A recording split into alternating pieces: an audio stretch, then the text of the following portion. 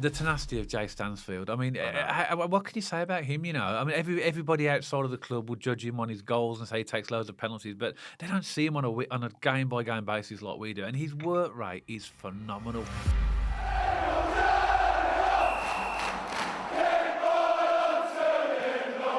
So welcome back to BCFC Royal Blue. And last night, Birmingham City beat Watford 2-1 in what turned out to be a really hard-fought 3 points. But we stuck in there, we grafted, and we finally got it over the line. And also, we showed some moments of quality with the goals as well. And it puts us in a fantastic position. We travelled to Southampton on Saturday, now being 7th in the league.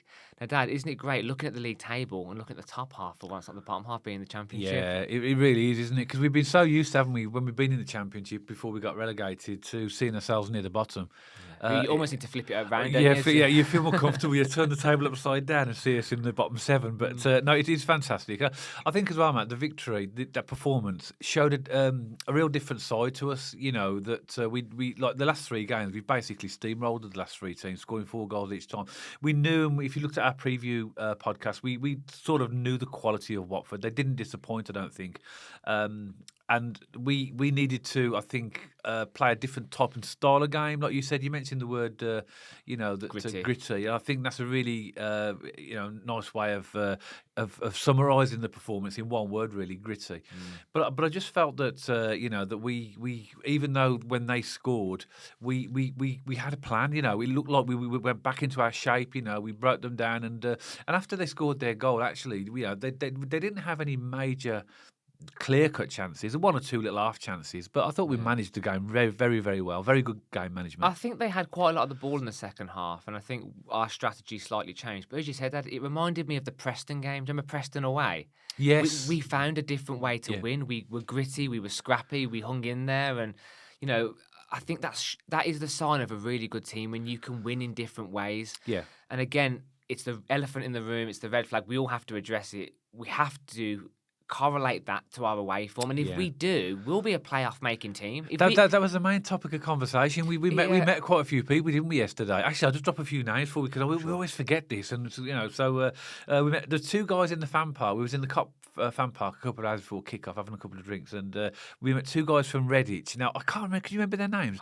I do apologise, but we had a great conversation with them. Fantastic chaps. So very, very nice meeting you guys. You'll know who you are. Please drop a comment and let us know your names. Yeah, let us know. I know that you told us because we asked, but we meet that many people we forgot. We also met Steve G and Beth. They were walking through in the fan park. Nice to meet Steve G because Steve G makes comments on our podcast, and it's nice to put a face to the name. And Beth was with him as well. And we also met Andy and Holly, who every game drive up from Cornwall. Fair play to them. Holly was a substitute, I believe, for Sue, which is Andy's other half. But Holly lives near Exeter. So we had a nice conversation with them, and again, real shows commitment from Blues fans to travel all the way. So it's total respect for the journey that you do. We sometimes whinge about when we get stuck in traffic getting home. We live by the airport now, so to travel all the way to Cornwall, fair play. So just thought I'd drop those few names, and we did meet other people as well. And we do apologise if we don't remember every name. We meet so many people, but.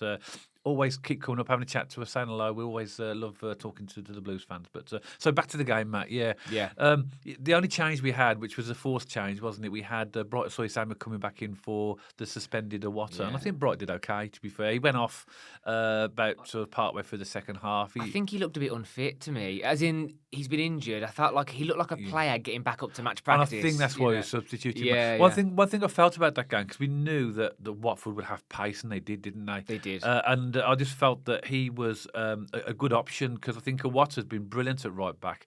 Not that he struggles against pace, but because he goes so far forward, we needed somebody with pace at the back. So I think Bright Soy-Samuel was a good fit for that game. I thought. I think he started quite bright. Nice one. Genuinely no pun intended. I think even in the first minute, he was almost like fighting with the left winger of Watford, and there was a good bit of battle there. And Soy-Samuel did start the game quite well, but I think as the game went on, you could see he was flagging and getting tired, and you could see he was making a few sloppy mistakes. So I think he's just a player getting back to match practice. But good to see him back. I just want to see that Soy-Samuel from Ipswich on the first game of the season again. He was absolutely superb. Yeah. And I think we did miss Awata actually at right back, if I'm being brutally honest. I mean, I think you're right, Dad. Your point stands. Watford are a pacey team. Yeah. But there was, I It's think, just when we saw the West Brom game, Matt, because Iwata, and we mentioned this in the post-match West Brom video or podcast as well, is that Iwata was almost got a free rein going forward. And I think he did leave us a bit exposed against West Brom. And I think against Watford, it could have been worse because I think we needed that slight more stability of a traditional right back. But even still, Dad, Samuel was getting quite high up the pitch as well. I think Davies' instruction for the right back is to stay quite high up the pitch. So but that's the risk, with the way we're playing, Matt, isn't it? If we want to do what we're doing, because we did say at the start of the season we weren't getting enough shots on target and we weren't taking enough chances. And I think this is the risk with doing this. We're scoring more goals because we're taking more chances. But of course, it is going to leave you occasionally vulnerable at the back. Of course. But that's just the nature of the way that we play now, and I think we'll have to be prepared for that to continue. But when you do play teams like Watford, Dad, fair play to them. They are good down the wings, aren't they? They had some really nice little passages of play on the right and the left. And I think for the first 20 minutes, I felt like it was quite an even game. Both teams were going at each other. There was a few chances for each team, a few half chances. I think Watford maybe had the better chance of the opening when it kind of came across our box and it somehow went over the bar. But again, it felt like a boxing match. Yeah, it kind of felt like two boxers exchanging blows. I think it would have been a good game to watch because I looked at the highlights. Obviously, when you're in the ground, you're involved in the moment, aren't you? But when you go and reflect on it and look at the highlights, as we always do, it looked like a decent game of football to me. It looked like two decent Championship teams, decent tempo, deep in as in just to the game here. I think Blues, Dad, actually in the first part of the game we were quite slow. Actually, I mean, we can get onto the goals in a minute and the individual moments of brilliance and quality. But actually, when we did look dangerous against Watford, it was when we shifted it quickly. Yeah. And I think Tommy Doyle needs credit here because you said it in the West Brom video, Dad. He makes us tick. When he ticks, we tick. Yeah. And he just controls the game. Someone put on X the other night, Dad. Tommy Doyle's the Rolls Royce of a centre midfielder, and he's class, isn't he? He really is. He really is cementing his place in the team. Whatever we do, we've got to sign him up. And I just want to reference this one ball he played. I mean, he had a good game, but he played a ball to a Soy Samuel on like the 35, 36 minute mark. It just sliced right through the Watford defence. I mean, what a ball. I'd love to see another clip of it on X. I've not seen anything yet of that replay, but what a ball that was. I mean, he's just, what a player. Fantastic. I love watching Tommy Doyle. He's easy on the eye, isn't he? Oh, I think all Blues fans want to sign him up. And I think we have got an option to buy. I think that's part of the deal. So obviously, I presume it's just negotiating a fee with Wolves. Yeah. But yeah, he was good as well. But also as well, I didn't realise at the time, but only when I looked at it back, that tackle from Cipriano on Paik, I didn't realise it was that bad. When you look at it, he should have been sent off. It was studs on the knees. He went straight through. That could have literally took his knee out. I mean, it was quite a bad tackle. I don't think it was malicious in the sense that I don't think he forcibly did it. I think it was just badly timed, but nevertheless doesn't detract from the fact that he took his knee out. And the thing is that what's frustrating, the referee's standing there as well. He's literally maybe from not too far from where we are distance wise. Yeah. The ref was pants again. Do you remember again, Dad, late in the game when the Watford player just tripped himself up and he gave a foul? I'll put that in my notes as well. The Tilton and the Cop went nuts because the player tripped himself up and he gave a foul. And also, just to give a balanced argument, Dykes clearly fouled their player on the right-hand side and he let it play on. But again, just an overall, for me, another game where the officiating was pretty poor again. But, let's not dwell on the referee. Fair enough. There are those moments, but, it should balance it out over the season. But, that has to be better. I mean, that one you mentioned, particularly, that one in the Tilton corner, literally, he literally tackled himself. And do you know what was worse? The actual assistant referee was literally standing right there, and he flagged to give it. I don't think any of us could have believed that as well. One thing, and I want to go into some of the game points in a moment, but one thing I will say is that we can't sell Lyndon Dykes in January unless we get a replacement because he offers us something completely. We needed him in that game at the point he came on. In fact, I mean, you looked at each other for about 60 minutes, and with the way the game was going, we said to each other, didn't we? This game needs Lyndon Dykes. That's just after they scored their equaliser, and we just couldn't get the ball to stick. Now, Dutch, I like Dutch, and I think he's going to be an absolutely fabulous player for us, but he's not that stand-up front target man that's going to hold the ball for you. He doesn't seem to have that physicalness that you'd want in a Lyndon Dykes. So we a lot of people might think, well, Lyndon Dykes nearly got sold in the summer, very, very close to Hibs, wasn't it? But if we didn't have him in the team, he made a difference when he came on. The chance you mentioned, he should have shot really, and he tried to pass it across the box to Seung-ho, but fair play. But it's the way his physicalness, the way he wins headers, the way he can actually sort of not slow the game down, but he can actually bring the game back to us. So when the ball's being pinged up, if he can hold on to it, it allows our players to come back. Otherwise, it just goes back to us. So I think it's really important. I think he's become a really crucial player for us, Lyndon Dykes, which sounds silly because he hardly starts a game. But when you're managing a game like Chris Davis, when he knows that we're just winning by one goal, we're 2-1 up, half an hour to go, you bring on a Lyndon Dykes and you know what you're going to get with him. Literally dead. He came on 30 seconds in, won the ball first. Yeah. Header straight up to Lyndon Dykes. Boom, Bosch wins it. I love him. I think he's becoming a bit of a cult hero at Blues. Yeah, a little bit. Because yeah. everybody loves it when he comes on. He gets his song, and I think Lyndon Dykes. yeah. I think what I'd say about Lyndon Dykes, that is, he's definitely not a starter. But in the games where you are struggling to grab on to the game again, a bit like West Brom, a bit like some games we've seen this season, the second half against Watford, we need someone who can hold the ball up and grab the game a little bit. Yeah. I think two areas for me. Up front's a massive thing because when you've got Kyogo or Stansfield or Dux, they're not physical strikers. Yeah. They're going to it's going to come to the Watford players and they're going to be straight back, tennis. Yeah. Whereas Lyndon Dykes can hold it up, he can win his aerial battles. In games where you're struggling to get a grab on the ball, you need players like that. It's good management by Chris Davis, to be fair, because that was not the game to bring Kyogo on. Not at all, and it definitely needed a Lyndon Dykes. And if we didn't have a Lyndon Dykes, what other option have we got for that type of player? I can't think of one, can we? No.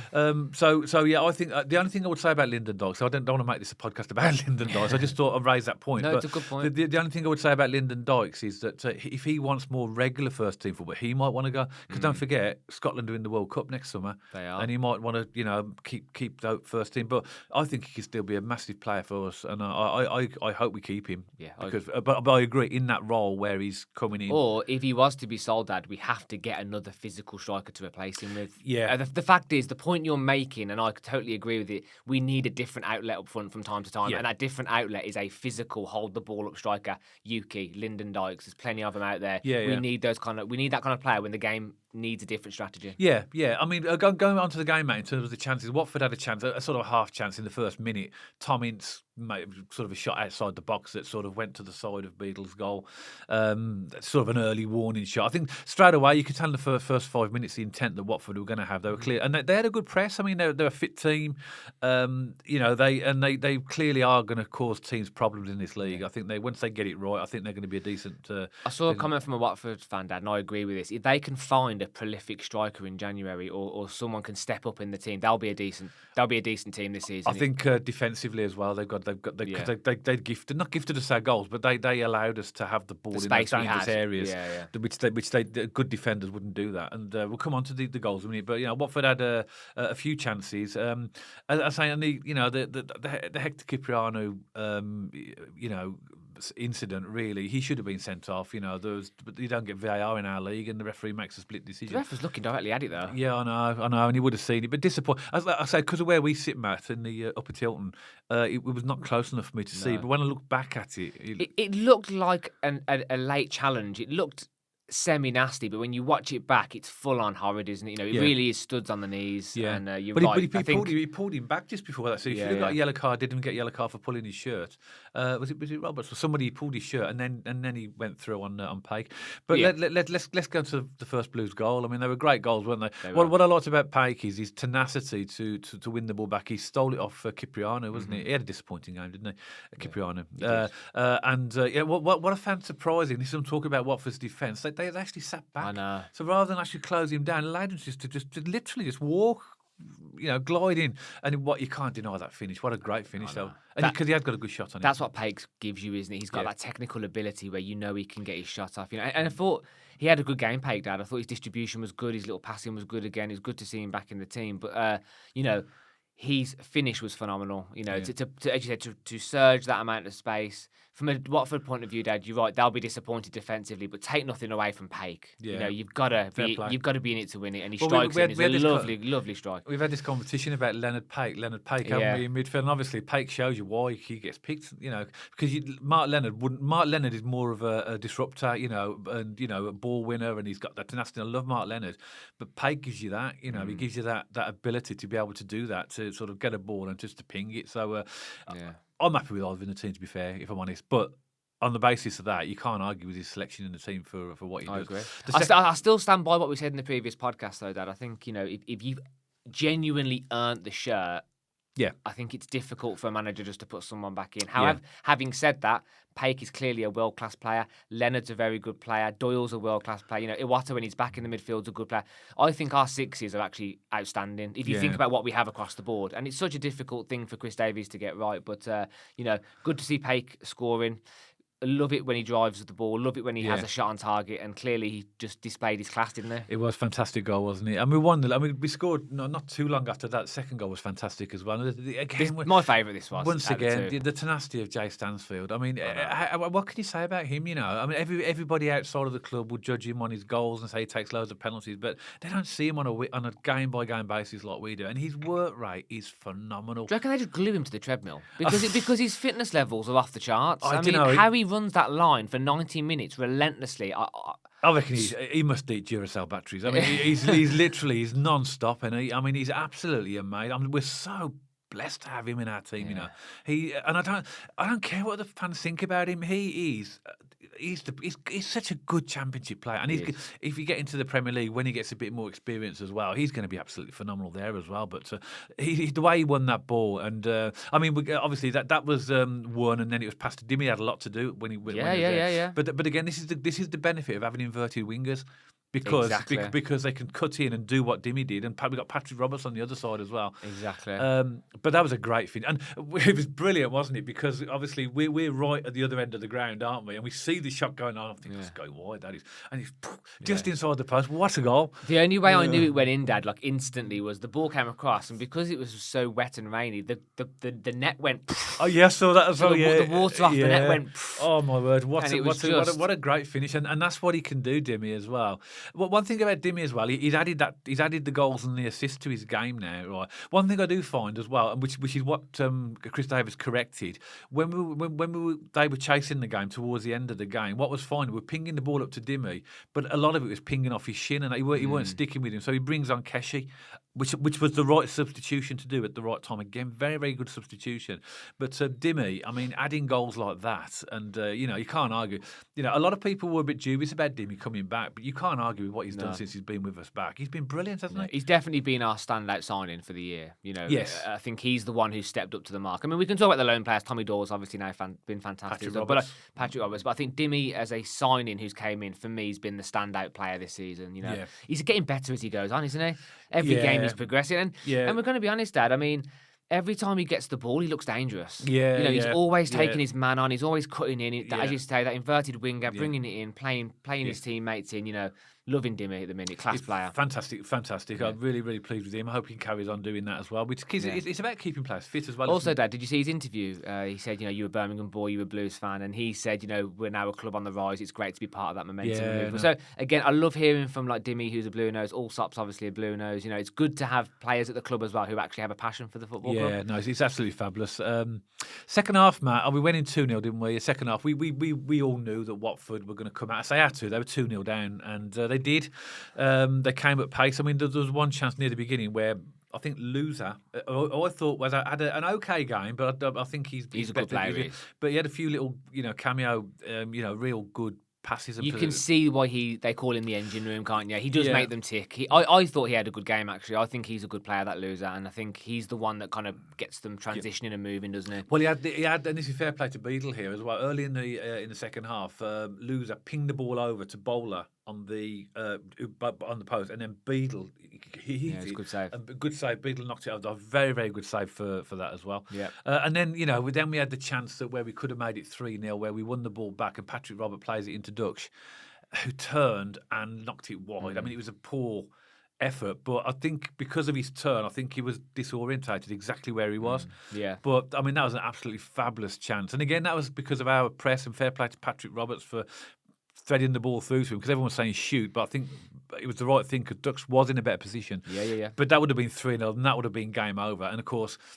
we know what happens when you miss chances like that. They go and score up the other end, and it's was it Mana Marma, that's the one, yeah. Marma goal, yeah. And I was little bit disappointed with this because the way that they almost carved through us, really, with passes. And then when the ball did fall to break to them, I thought Beadle, went under him a little bit. I think maybe he could have done a little bit better. But it's hard because the ball's knocked at pace. And also, it was quite greasy, the pitch as well, wasn't it? What was frustrating, Dad, is we knew they looked quite dangerous out wide. And we allowed them space out wide. And I think my only criticism of our defence this game was Cochrane and Southampton. They were allowing their men too much space on the ball. We knew it. The Blues fans around us were going, close him down, close the space down. And instead, the defenders decided to jockey. And it was kind of a pattern throughout the game. And they did get a few dangerous balls in the box, I think, because I don't know. I want to see our left back and right back put a foot in, challenge them, compress them to the corner flag. Yeah. We gave them too much space. The ball comes in. Really disappointing defensively, if I'm honest. And you said, I think Beadle can do a bit better. But it happens. I think, again, I'm not making this as an excuse. It was a slippy pitch with the rain. I think maybe it's sped up or Beadle maybe misinterpreted the speed it was coming at. Maybe I don't know what really happened there. I think he could have done a little bit better. Overall, disappointing goal to concede, Dad. And then, if I'm honest, my heart weren't going to handle the rest of the game. It was kind of, I felt like we were hanging on for certain parts. Then the last 5 minutes, 10 minutes, we kind of got a bit more of a foothold again, didn't we? I think after that goal, Watford grew into the game. They were coming at us. They weren't really creating massive amounts of dangerous moments or chances where I thought, oh no, they should have scored there. But they did have a decent amount of the ball. Yeah. And as I said, thankfully, that last 10 minutes of the game, we got back into it. And I think what you said and we said earlier on in the podcast, Dad, we showed that gritty side to us, that scrappy side to us. I mean, in the end, I think a well-deserved but hard-fought 3 points. I think when they scored their goal, it was a good time for them because on the hour, basically, and I think they just made their 3 subs. I mean, a lot of managers, we don't tend to do this, but a lot of other managers do. They tend to make 3 impact subs around about the hour mark, and that's what Watford did as well. And they got their goal not long after that. And, and I think at that point, we felt because the momentum was with them, we were all a bit on the edge of our seats maybe for about 10, 15 minutes. But I thought we managed the game quite well because if you think about it, and again, reflect back on the game and think, well, actually, what clear-cut chances did they have after their goal? They had a couple of half chances, but nothing. So basically, we managed the game very well. I think because it's Watford, though, Dad, and you know what pace they have, as a fan, as an opposition fan, when you're 2-1 up, you are always thinking, oh, no, don't give him space, don't give him time, don't give him the ball. And as I said, I'm really proud of the boys, actually, that they showed that gritty side to them. And as I said, I love it when we show a different element to our game, and the fact we dug in there.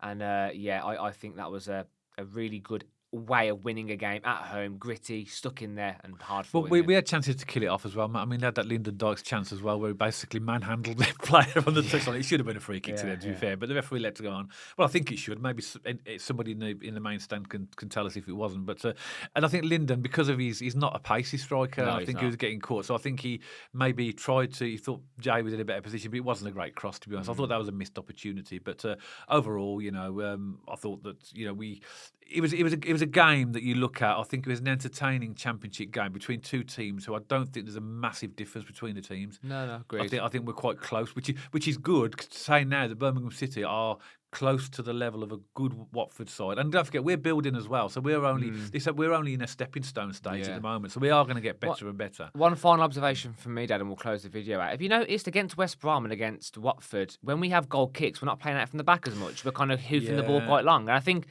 last night was down to the weather maybe. It was really rainy, it was windy. If you were playing out from the back, and we caught Watford out a couple of times with them playing out from the back. Yeah. And the man said to me, he went, thank goodness we're not playing out from the back because this wind and this rain was causing Watford issues playing out from the back. So maybe it was tactical last night. But I have noticed at times, Beadle, we're going a bit more direct, aren't we? I think it's very tactical. I think Chris Davis as well will look at the opposition because when you are playing teams that have a successful high press, you're going to be in jeopardy every time you get the ball. So it is very noticeable, isn't it? Particularly in League One, we will always play out from the back, always. In this league, I think Beadle has been given the instruction, play out where you can, because it was sort of 50-50, wasn't it? But as we've seen now, when you hoof the ball up, sometimes it goes straight to their goalkeeper and, you lose the ball. So sometimes there's no value in actually just kicking the ball because you're out of possession, but you don't want to lose it in a dangerous area. So what I'd say is, though, some of our lads are very keen on the second ball against Watford.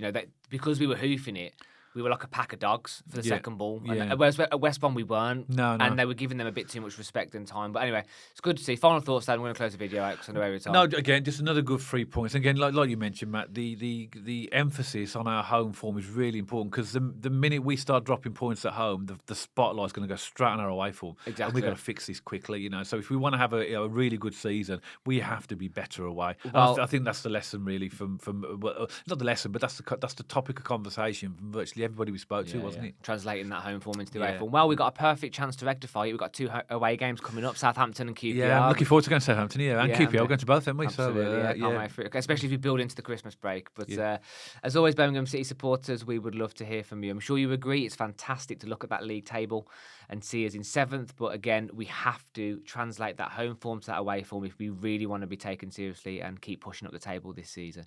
But if you did like this video specifically, please don't forget to give us a thumbs up and check us out on our social media channels. We have an X page, an Instagram page, and a Spotify channel that you can watch and listen to us as well. And if you haven't already, don't forget to subscribe to the YouTube channel and press that bell icon so you get notified every time we post. And myself and Dad will see you on the next one, all about Birmingham City.